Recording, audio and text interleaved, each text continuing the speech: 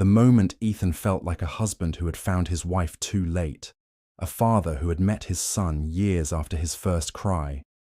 "It's over, Yulia." "Wait. What do you mean it's over?" At first she laughed because she thought he was joking. Then she saw his face. Ethan did not raise his voice.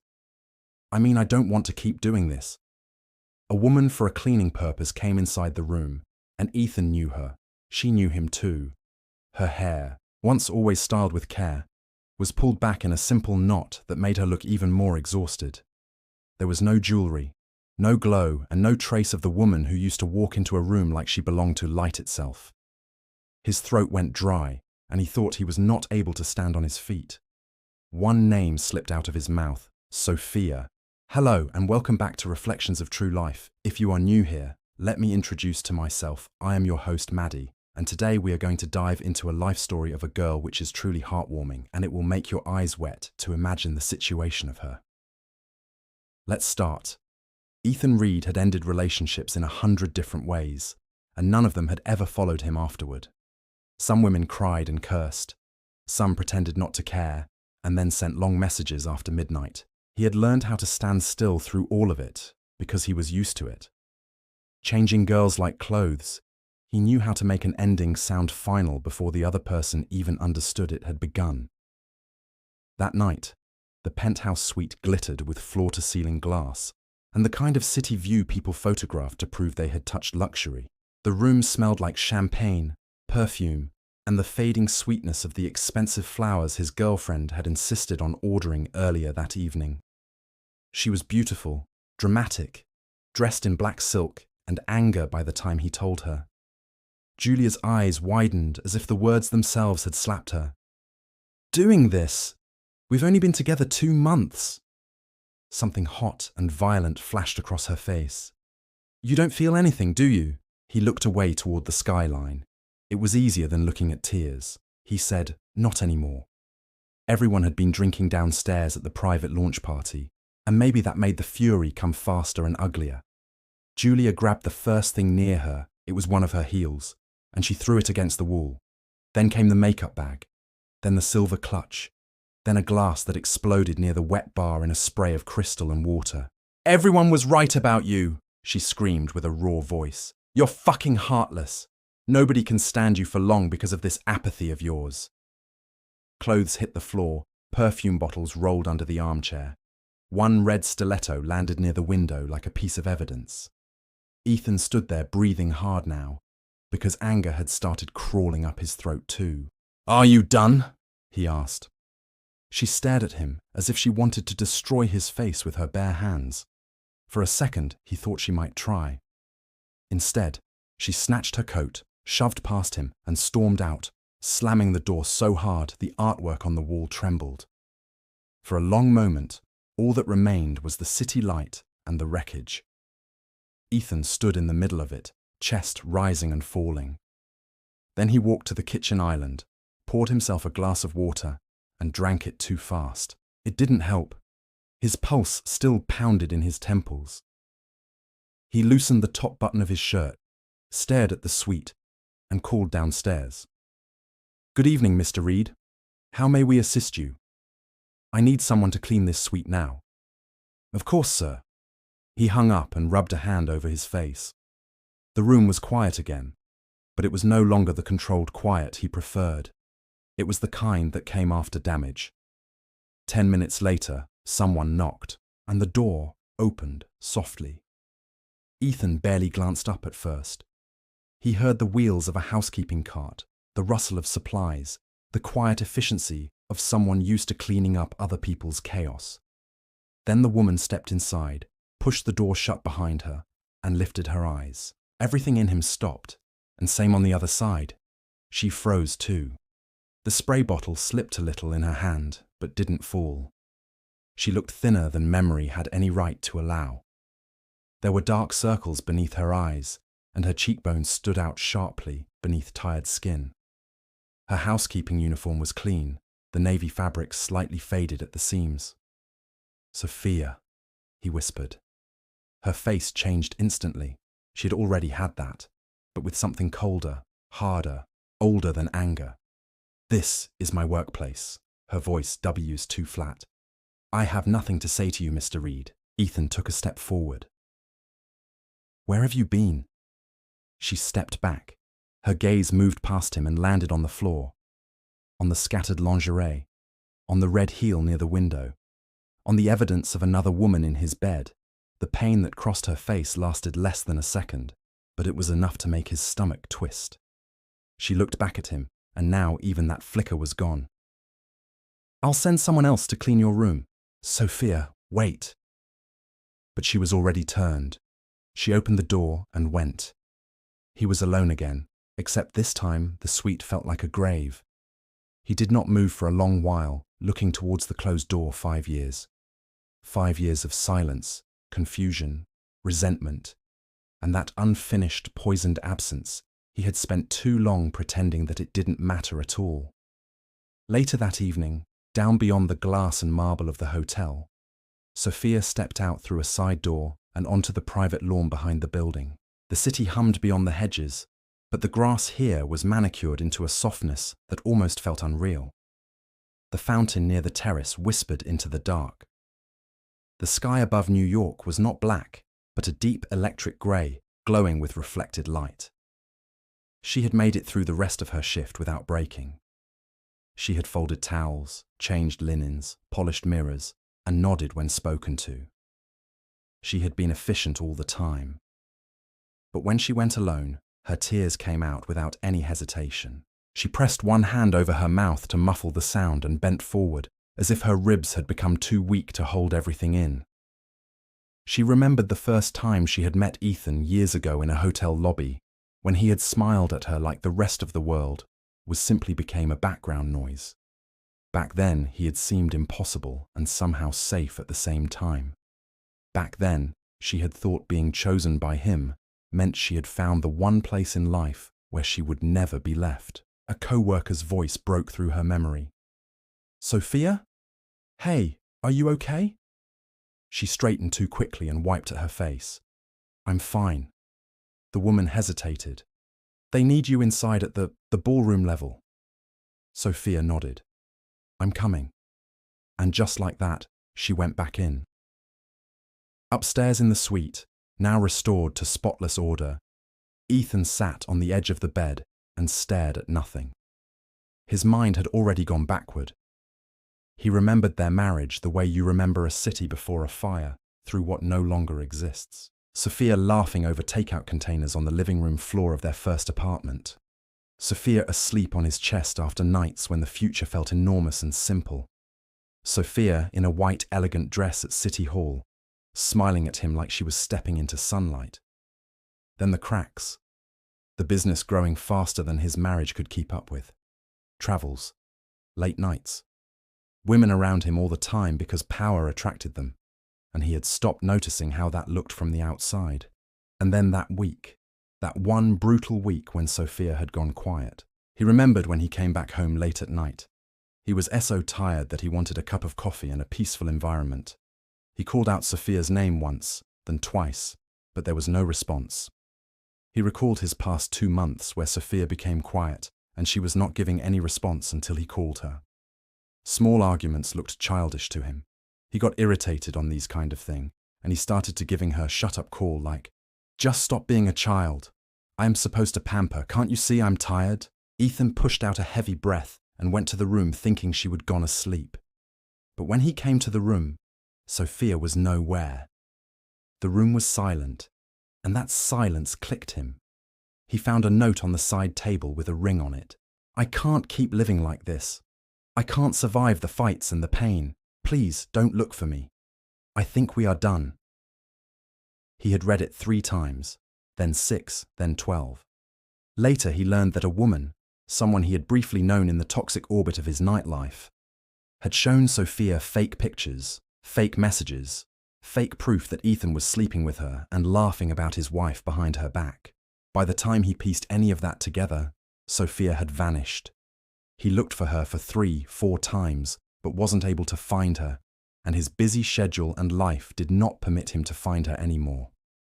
And now she was here working in his hotel. wearing exhaustion like a second skin. The charm, the beauty, expensive jewelry, makeup, all was gone. The next morning he cancelled his flight to Chicago, then the dinner in Boston, then the weekend in the Hamptons.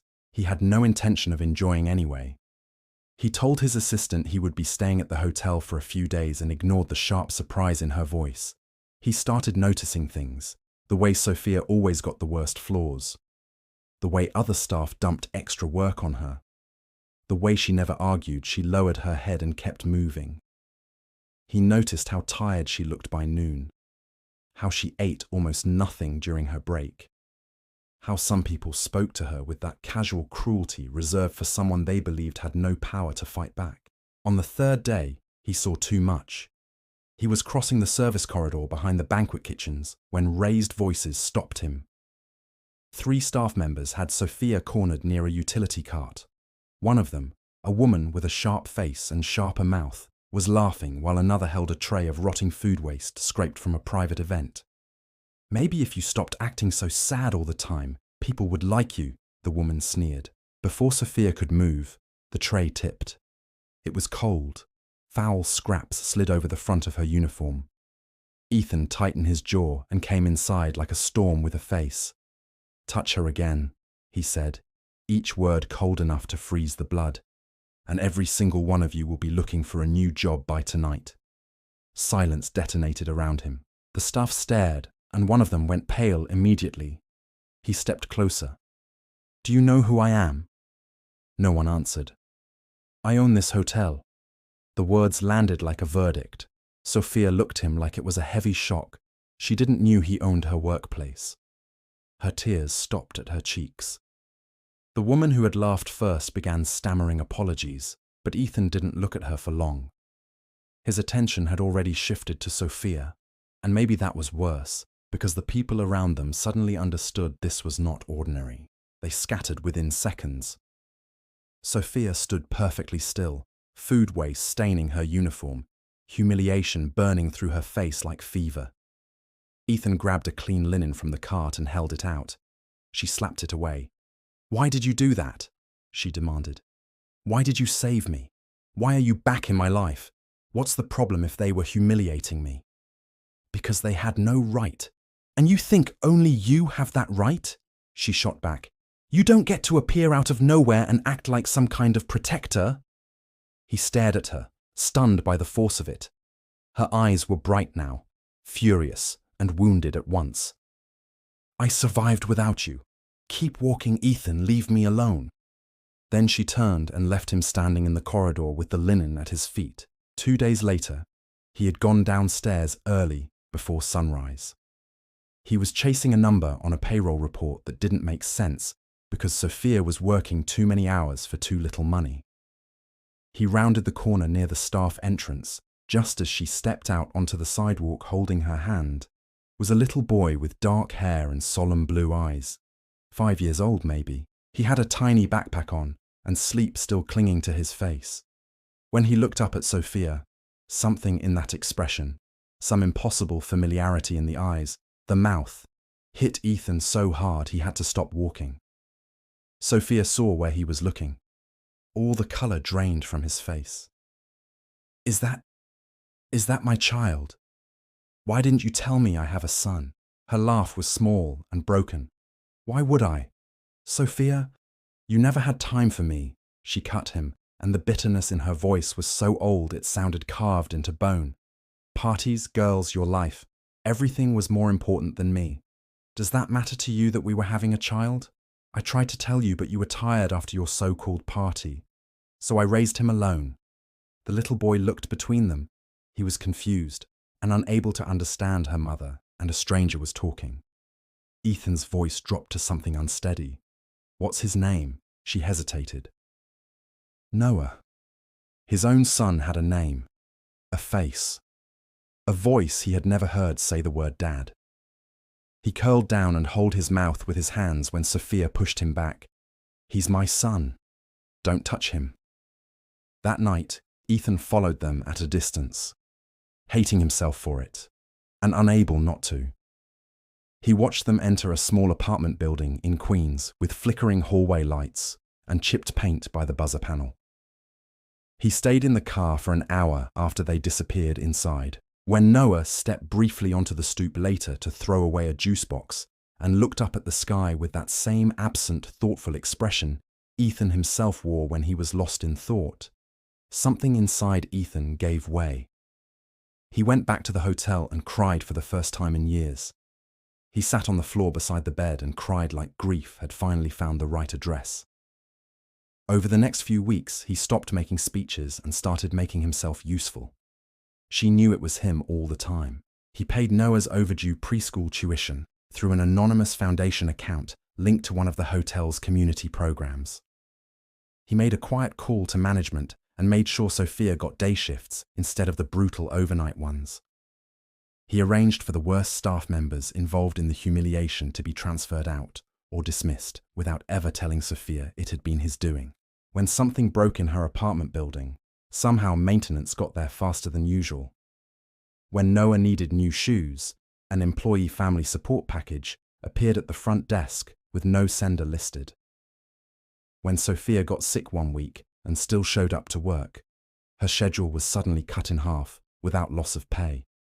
She hated that part of her was relieved. The real conversation did not happen until the hotel's staff family picnic in Central Park, a modest event funded by corporate but organized by people who still believed families deserved one easy afternoon in summer. Noah was chasing bubbles near the fountain when Ethan found Sophia sitting alone on a bench under an elm tree, watching her son with the kind of attention only a mother who has done everything alone can have. He sat down at the far end of the bench. He said quietly, "After you left, I couldn't trust anyone." She kept her eyes on Noah. "I had girlfriends," he continued, and the words tasted ugly. "But every single one reminded me of what wasn't you." That made her finally look at him. "You never even told me why you left," he said. Her face changed. Not softer, but more tired. She reached into her bag, took out her phone, and after a long pause handed it to him. Old screenshots, old messages, pictures of him entering buildings with another woman at angles chosen to lie. Texts from a number Sophia had once believed belonged to his lover. Sentences designed to humiliate. "He doesn't want you anymore. You're embarrassing him. He's with me tonight. Let him go." Ethan's hand tightened around the phone. "This was fake. Why didn't you ask me?" she said, "because by then, I had already spent months feeling you disappear, even while you were standing next to me." The truth of that cut deeper than the lies. Even after that, even after the explanations and the shattered misunderstandings and the visible way he had changed around Noah, fear still lived in her like a tenant that refused to leave. One evening, after he had walked them home, and Noah had fallen asleep against her shoulder before they even reached the building, Sophia turned to him beneath the weak yellow light of the stoop. Her eyes were wet. "How do I know you won't get bored of me again in 2 months?" she asked. "How do I know you're not here just to take my son away from me?" Ethan went still. The city moved around them in distant sirens and traffic and summer heat, but the only thing he could see was the terror in her face, the terror of a woman who had survived abandonment once and would rather die than survive it again. He looked at Noah sleeping on her shoulder, then back at her. "You don't know," he said honestly. "Not yet." Pain flickered across her face, but he kept going. "You don't know because I spent years being exactly the kind of man you had to fear. And I can stand here all night making promises, but I think promises are part of what broke us." A tear slipped down her cheek. Ethan stepped closer, slowly, giving her every chance to move away. When she didn't, he reached up and brushed the tear with the back of one finger, so gently it felt more like a question than a touch. "So don't trust what I say," he murmured. "Trust what I do. Watch me. Take months. Take a year. Hate me if you need to. But let me stay long enough to prove I'm not leaving this time." Sophia closed her eyes for a second, as if the words hurt because some part of her wanted desperately to believe them. When she opened them, the fear was still there. But not only fear. "He's not your possession," she whispered. "Neither am I." Ethan nodded immediately. "I know. If you hurt him, I'll not forgive you, and if you hurt me again—" His throat tightened. "I know I won't survive doing that a second time either." For the first time in 5 years, something fragile passed between them that was not anger, not bitterness, not grief, and not forgiveness, but maybe the beginning of the road that leads there. Sophia shifted Noah more securely in her arms. Ethan opened the building door for her without being asked. She hesitated on the threshold, then looked back at him. "He likes pancakes on Saturdays," she said softly. "Blueberries if we can afford them." It was such a small sentence that another man might have missed its meaning. But Ethan didn't. His eyes burned. He was a billionaire, and his wife and son was not able to buy a bunch of blueberries. He whispered, "Okay." Looking at his sleeping son, Ethan stood on that stoop long after the door closed, the night warm around him, his chest full of grief and hope in equal measure. For the first time in a very long time, he did not feel like a man who owned hotels and cities and rooms full of obedient silence. He felt like a husband who had found his wife too late, a father who had met his son 5 years after the first cry, and a human being who had finally understood that love was not something you kept by assuming it would wait for you. It was something you returned to every day, something you protected when it was tired and trembling and afraid. And beneath the indifferent lights of New York, Ethan made himself a promise that had nothing to do with wealth and everything to do with the life waiting behind that apartment door. This time, he would stay. My family. If you like the story, you can subscribe to Reflections of True Life so you never miss the next beautiful story. This story feels powerful not simply because of the reunion, but because of the quiet emotional damage that built over time. At its core, it explores emotional neglect, miscommunication, and the lasting weight of unresolved pain. It adds a value to the story. Psychologically, Ethan reflects a common pattern in people who prioritize success over emotional connection. He was not openly cruel, but he became absent in ways that deeply mattered. Emotional neglect is often invisible. It can exist even when someone is physically present, creating loneliness and insecurity in a partner over time. Sophia's reaction highlights another truth. When trust is already fragile, even false evidence can feel convincing. The lies she believed did not destroy the relationship on their own. They reinforced what she was already feeling, that she was losing him. People rarely walk away because of one moment. They leave after repeated emotional disconnection. Her choice to disappear and raise her child alone reflects a survival response. When someone feels unheard for too long, they stop seeking comfort and begin protecting themselves instead. Her independence came from necessity, not just strength. Morally, the story challenges the belief that love alone is enough. Without attention, communication, and accountability, even real love can fail. Ethan's growth shows that guilt can lead to change, but it cannot erase lost time. It can only be honored through consistent action. The presence of Noah reminds us that unresolved conflict affects more than just two people. Children often carry the silent consequences of broken communication. In the end, the story teaches that redemption is built through actions, not promises. It asks an important question. Are we truly present for the people we love, or do we assume they will always stay?